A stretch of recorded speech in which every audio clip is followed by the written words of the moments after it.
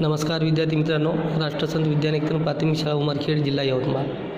विद्यार्थी मित्रांनो, आज हम कक्षा 7वीं विषय हिंदी घटक 2 लघु कथाएँ में ब से सेठ का चित्र.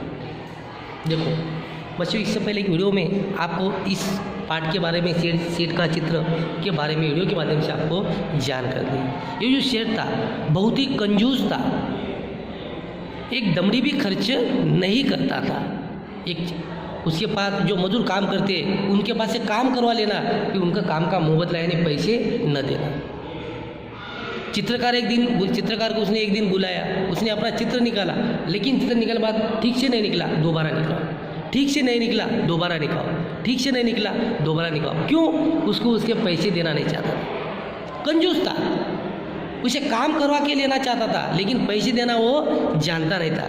अब चित्रकार ने इतने उसके चित्र निकाले, लेकिन एक भी चित्र ढंग से नहीं निकला. ऐसा तो चित्रकार का बहाना करता था. चित्रकार उदास हो गया. उदास होकर उन्होंने पैसे मांग रहा था, लेकिन तो भी राजा ने उसे सेठ जी ने पैसे नहीं दिए थे. वो उदास होकर घर गया. पत्नी परेशान हुई. बात तुम परेशान क्यों है? तो पत्नी को कहा उन्हें पत्नी को सेठ जी के पास जो घड़ी हुई हकीकत है, हकीकत पूरी तरह से बताई दी. लेकिन उसकी पत्नी बहुत होशियार थी, बुद्धिमान थी. वो बोली, आप दरबार में जाकर न्याय के लिए फरियाद कीजिए. चित्रकार बहुत उदास हो गया था. वो मुंह लटकाकर बैठ गया. बोला, सेठ बड़ा आदमी है, लोग उसी की बात को सच मानेंगे, भला मुझ गरीब का साथ कौन देगा. चित्रकार की पत्नी बोली, सबके बारे में ऐसा नहीं कर सकते. बादशाह अकबर बहुत दयालु है. ये भले कि पढ़े लिखे नहीं है, परंतु ये बुद्धिमान है. उनकी सहायता के लिए दरबार में 9 रत्न है. आप वहाँ जाए, आपको ज़रूर न्याय मिलेगा. देखो, उसकी पत्नी बुद्धिमान थी. उसने कहा, देखो आप बादशाह अकबर पे पास जाओ, उनके दरबार में जाओ, उनके पास जाकर न्याय की फरियाद करो. जो सेठ जी ने के पास जो घटना घटी है, उस घटना का क्रम वहाँ पर बताओ, आपको ज़रूर न्याय मिलेगा. लेकिन चित्रकार ने क्या करा, सेठ जी बड़ा आदमी है, बड़े आदमी का कोई भी सच मानेगा, गरीब अपने जैसे गरीब आदमी के सच कौन मानेगा, झूठी मानेगा. वो चित्रकार बहुत उदास हो गया था, यानी बहुत नाराज़ था. लेकिन पत्नी बोली, देखो नाराज़ होने की बात नहीं, सब एक जैसे नहीं रहते. तुम आप न्याय मांगने के लिए दरबार में तो जाओ. क्यों? राजा पढ़े लिखे नहीं है, लेकिन बहुत दयालु है और बुद्धिमान है. उनके पास वो न्याय के लिए सदैव तत्पर रहते. तो उनके पास बहुत बुद्धिमान नवरत्न है. नवरत्न में से एक नवरत्न तो बहुत बुद्धिमान है. आपको वहाँ पर जाओ, ज़रूर आपको न्याय मिलेगा. तो इसने क्या कहा है, अकबर के दयालु है, वो भले पढ़े लिखे नहीं है, तो परंतु बुद्धिमान है. उनकी सहायता के लिए दरबार में 9 रत्न है. 9 रत्न किसे कहा गया है? अकबर बादशाह के दरबार में 9 मंत्री थे होशियार. वो 9 मंत्री को 9 रत्न कहा गया था.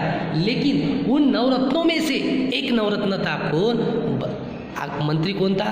बीरबल था. बीरबल बहुत होशियार था, चालाक था.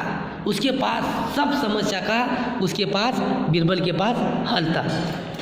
फिर उसके बाद हर समस्या का हल था. फिर वो उनके पास गया. जाने के बाद उन्होंने राजा के पास दरबार में जाकर अकबर के पास अपनी समस्या बता दी. फिर दूसरे दिन चित्रकार बादशाह अकबर के दरबार में चले गए. अब ऐसी पत्नी और उसकी बातचीत होने के बाद दूसरे दिन वो दरबार में चले गया. दरबार में चले जाने के बाद पूरा किस्सा उन्होंने सुनाया. बादशाह अकबर ने चित्रों को लेकर सेठ के दरबार में बुलवा लिया.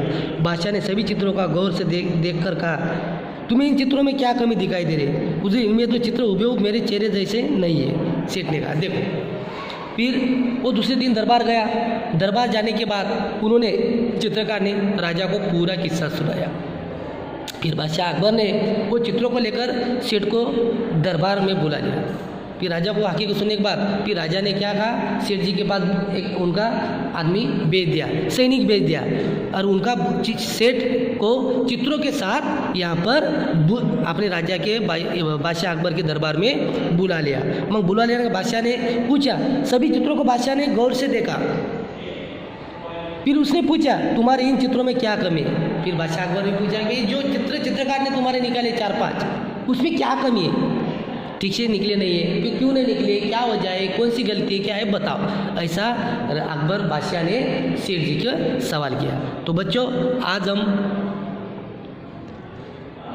इतना ही भाग देखेंगे।